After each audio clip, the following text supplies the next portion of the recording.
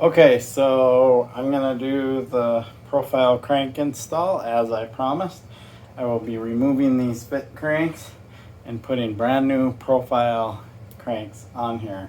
And I did this on my DJ bike a little over a year ago, and somebody was like, "Why didn't you show the process?" So I'll show the process and let you know how it works.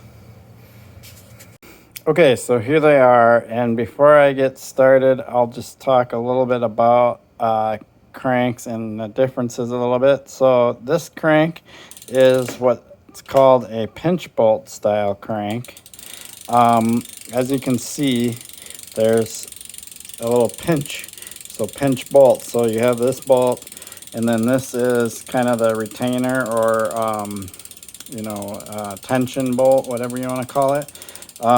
So this style is, to me, is kind of a lower end or kind of a, stop that so you get rid of the clicking. Just not the most ideal crank. The other thing you'll notice is once I take this arm off, you'll notice this is an 8-spline spindle. So I'll compare the spindle on this crank versus the profile crank and talk a little bit about how they stay on and how all that works as I go through this. So yeah, that's the main primary difference between these cranks and the profile cranks is this pinch bolt right here, which basically you tighten this. Once you have the cranks tight left to right, then you crank down on this really tight, and this literally clamps the crank arm onto the spindle. The spindle is the centerpiece between the cranks, if you don't already know that. So yeah, let's get started with the removal of these and then talk a little bit about the difference between these cranks and the profile cranks. So the first thing that I'll do is I got to remove the back wheel. So for these videos, my face won't necessarily always be in the video because I like to be a little more zoomed in on what I'm doing. So I apologize if you're looking for my pretty face, but it won't always be here. The first, so this has chain tensioners. I just realized that. So even though I loosen these, I'm not going to be able to slide this wheel forward until I loosen the chain tensioner. So let me get the tool for that.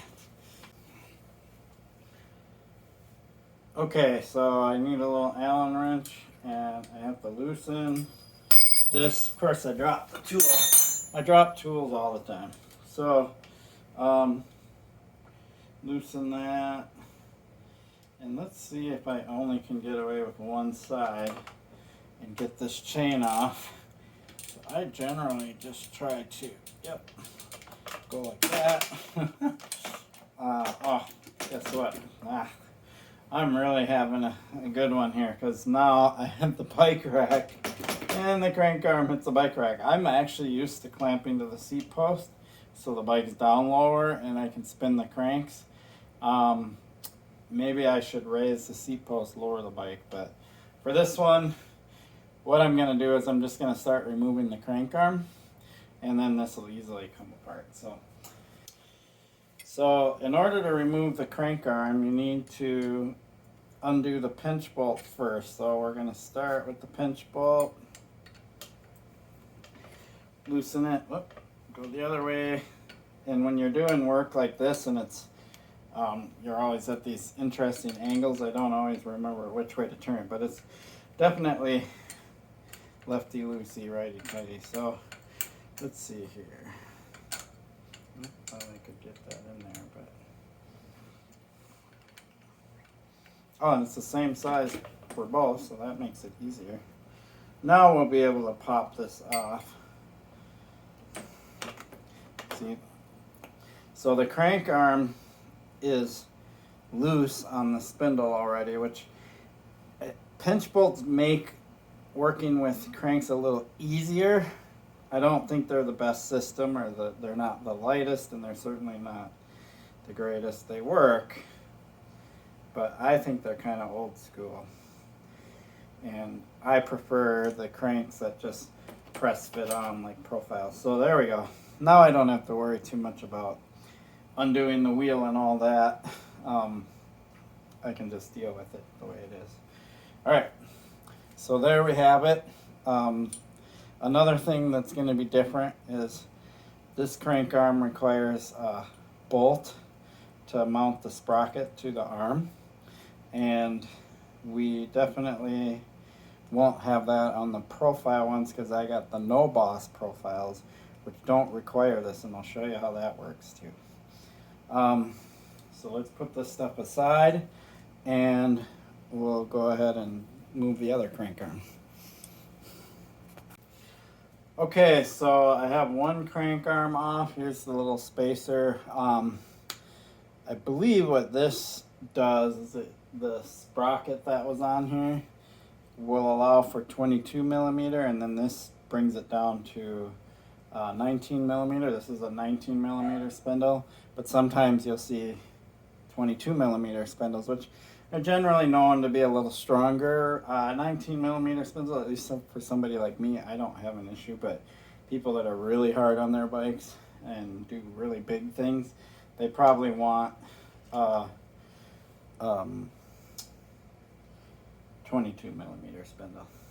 All right, so let's take all this stuff off. There's a little spacer, and I'm gonna reuse all this stuff for the bottom bracket for the Profile crank, so I will not be taking the bottom bracket out. But I do want to take this time to clean all this stuff. Now I can wiggle this out on the other side, and it's not always this easy. Sometimes it's a little more challenging. There goes the other spacer. So here's the spacer from the other side, and this is the spacer for the drive side. So you'll notice the one on the non-drive side is a little thicker, and the one on the drive side is a little thinner. The reason why that is because you have a sprocket on this side and you don't have one on this side, so it should accommodate that extra thickness of the sprocket. So if you're ever wondering why one spacer is thicker than the other, that's why. The thinner one goes on the sprocket side, thicker one goes on the non-sprocket side.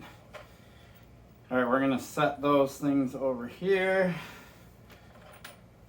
And so here is the spindle and the crank arm together. Let's take these other spacers. So there's always a few additional spacers that you will find in a crank set, and the reason why that is you want to put them on either side to center your crank arm, and then measure your crank arm at like how close it comes to the frame on both sides so that your crank is equal in the frame.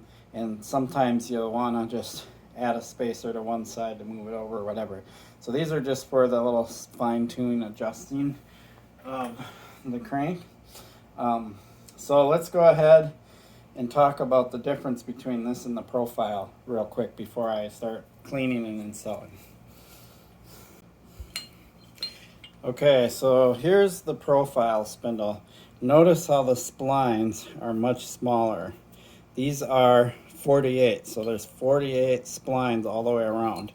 The splines are much thicker, and there's 8 splines around the end. So there's the difference. The other difference is the Profile crank. If you can kind of see inside, let me look and see if you can see inside there. Let's get it to focus. There you go. See the splines inside there? Yeah, so, and also notice there's no pinch bolt.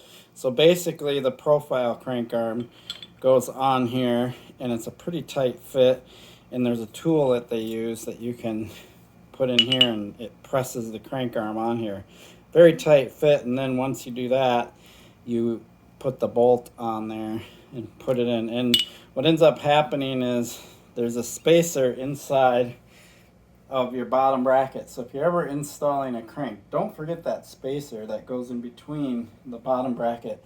It's really important. What that spacer allows you to do is when you crank either type of crank, whether it's this type or this type, when you tighten them really tight, you want everything to press together and that spacer to press on the inside of the bearing while the crank bolt is pressing on the outside, and then you get equal tension and nice free spinning. If you forget to put that spacer in, or it's too narrow and not wide enough, so you need the right width spacer, then when you put the cranks on and tighten the bolt, the cranks are going to get tight and they're not going to spin freely because you're putting only outside pressure on the bearing and not outside and inside. So that little spacer in the middle is an extremely important part, and I have forgotten to put it in, and I literally am like, oh crap, because you can feel the cranks getting tight, and I've had to take it all apart and put the spacer in. So that spacer is inside. It's just a tube, looks like almost like a piece of frame. It's just a cylinder tube, hollow tube piece that goes in between the bearings. I'm gonna clean this up a little bit and then we'll get back to the install. So pinch bolt, no pinch bolt. The other thing you'll notice, well, this arm doesn't have the bolt for the sprocket, but the other crank arm does. But neither of the profile crank arms have a bolt for the sprocket because it's a no-boss system, and I'll show you that in a moment. Okay, so I cleaned up the bottom bracket and just kind of the general area while I could. Unfortunately, I won't be taking out the bottom bracket, so I can't really do a how-to on that. These are press fit. One of the things about BMX bikes is they're kind of a pain in the butt with their bottom brackets because literally the bearing fits into the frame. They call this mid BB. So basically any profile bearing or BMX bearing literally presses into the frame, and you can kind of tap them in with a hammer. All frames are different depending on the quality of the frame. This frame, these were actually pretty easy to put in. They weren't super hard. They do make presses. I do have one that has big cranks, and you can, in a middle bar, and you tighten it and you can press them in. Or you can tap them in with a hammer. They're pretty durable, so you can get away with that. To get them out is the bigger pain in the butt. You generally have to get something in there, and because the spacer is in there, to get on the inner edge of this bearing, and you don't want to hit the rubber. There's rubber on the inside too, because if you hammer on the rubber, you'll damage that rim, which keeps the bearings clean, or that ring, which keeps the bearings clean. So getting them out is the harder part. They're not the funnest thing to deal with, but it is what it is. It's how all BMX bikes tend to be. I wish somebody would come up with a threaded system similar to mountain bikes, and maybe they go with a bigger diameter and you can have the nice threaded external bearings. BMX race bikes use just a regular European style bottom bracket, but for some reason freestyle bikes still do this mid thing. It is what it is. You have to deal with it. Not always fun to work with. So now we're to the point of installing the profile crank. Walk over here for a second. One of the most important things when installing is grease. So I put grease on the spindle and I rub it around and try to get it on there because I just like things to have a little lube on them, not be so dry. Now I'll just take this spindle and I'll simply slide it through. Now it's in there. There you go. Now it's ready for the crank arms. The neat thing about this setup is I don't have to deal with the sprocket bolt. I'll show you how that works, but I'm going to do the non-drive side first. So that means I'm going to grab, if I can get it, the thicker one. Make sure that's clean. And then I'm going to slide that on the non-drive. And I'm going to do the two spacers that I had on there before because I'm going to just assume that that was what lined everything up nicely before. So I'm assuming it's going to line everything up nicely now. If it doesn't, I can always pop this off and redo it. Now I'm going to just slide the crank arm on there, and it's not going to go on there very easily. So Profile gives you this wonderful tool.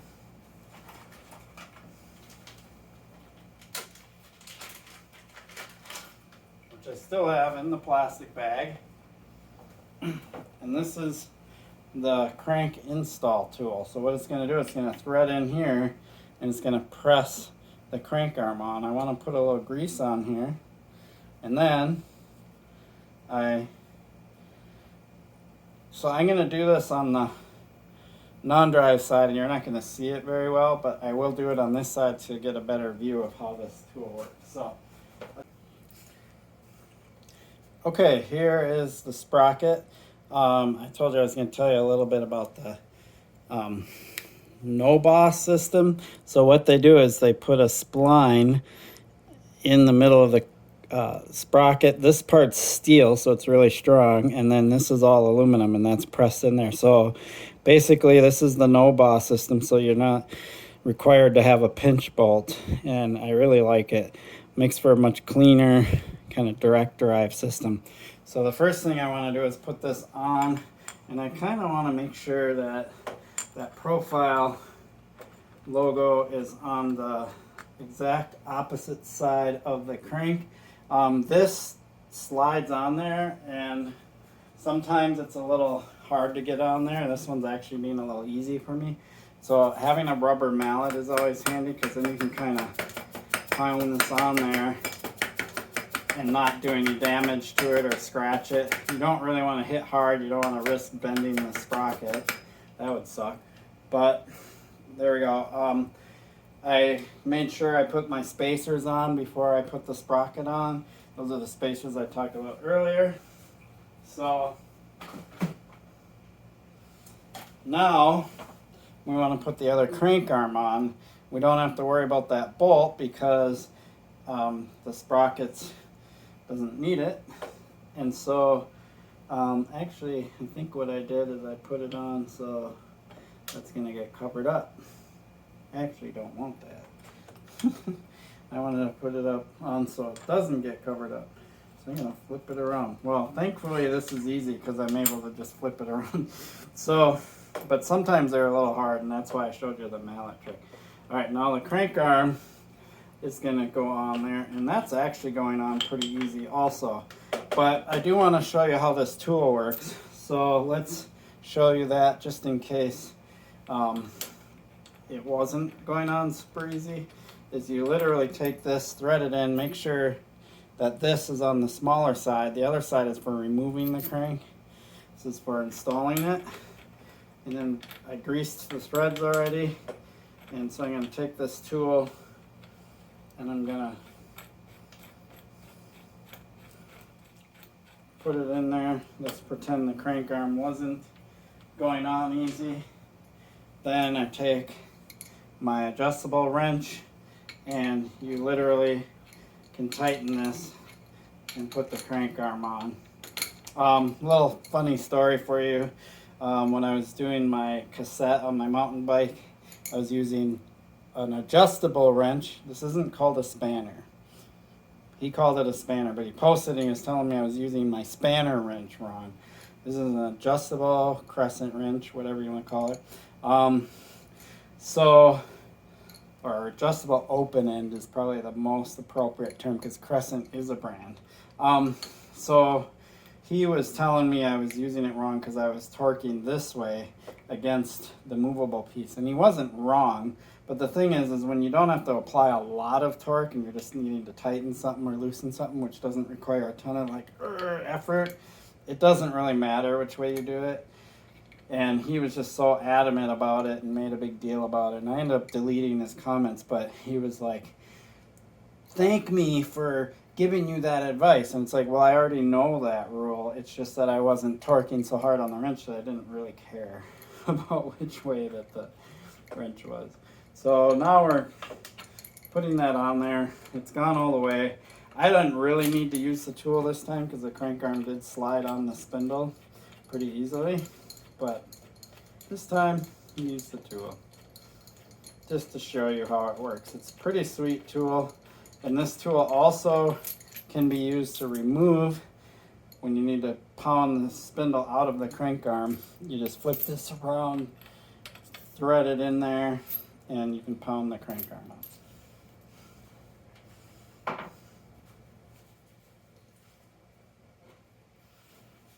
Now we're ready for the bolt. I already put grease on it. Let's make sure my video is still going. And now the bolt threads in there. I no longer need this. And I set my Allen wrench down somewhere, and I don't know where I set it down. I do that a lot. Set my tools down, don't know where they went. There it is. Nope, that's not it. Found it. It was underneath the profile box over there. Okay. So now I'm going to put this on there. So I'm almost done. The idea here is that I want to tighten this and get the crank arm to press on there. Now that spindle is in between the crank arms, and so what I generally do is I take this off out after I get the crank arm pressed all the way on, and I'll show you why I do that. This is an important thing to check on, and a lot of people don't. Is okay, I can already tell I'm not getting the washer out of there. There it goes. That spindle is all the way to its max, so it's all the way through the crank arm to this side. I don't really want that. I want it backed out a tiny bit. So what I'm going to do, actually I'll leave that open. What I'm going to do is, if you can see it in the video, maybe you can, maybe you can't, I'm going to tighten this a little bit and pull that spindle a little bit in, so I'm sure that it's going into that other crank arm. And I'm going to check the other side and make sure that the spindle's roughly centered and mostly through the crank arms. That's really important. I'm also going to come over here and check clearance with the frame, because if it doesn't clear the frame, I need to play around with my spacing. So let's do a little of that, and I'll get back to the video. Okay, there it is, all set up. Hits the bike stand, so I can't spin them, but they do spin nice and freely. Sprockets on there. You might notice, if you look close, that I actually put the Profile logo in alignment with the crank arm. I took it back off and did it, because once I put it on, I kind of like the look of this better. For whatever reason, looks like a 5-spoke wheel. So the Profile logo isn't going to be exposed as easily, but whatever. It just looks cool, and you know, everybody can do things the way they want. That's what's kind of nice about the spline, is you can rotate this however way you want it to rotate. Doesn't matter. So they're installed, ready to go. Super sweet, looks nice. I haven't tightened the rear wheel yet. I'm not going to worry too much about that. I mostly wanted to just show you the crank install. If you're curious, I did weigh the fit cranks, and I weighed these with the sprocket. So the whole thing, crank arm, spindle, bolts, sprocket on this versus the fit crank, almost a pound difference. I would say maybe 0.9 pounds lighter, the Profile cranks. That's a pretty good weight savings going to this. The other thing is these are made in the USA. The fit cranks are made in China or Taiwan, I'm not sure, overseas somewhere. The quality of the Profile cranks is just so much better. I love them. I run these on a few bikes. These are what are also on my DJ bike. I also believe I have the same sprocket. It's a blue color instead of black, but I kind of like the all black look on this bike now. I do want to go with a black seat post eventually, and that'll just give this whole feel of the purple and black together, so it's starting to look really sweet. So there you have it, Profile crank install. Hope you liked this video. I kind of winged it. It wasn't perfect, but when you're installing this stuff, it never is perfect. But I'm stoked on these. I'm stoked on the weight savings, and yeah, thanks for watching. Please like and subscribe. Peace. This is Shad Life.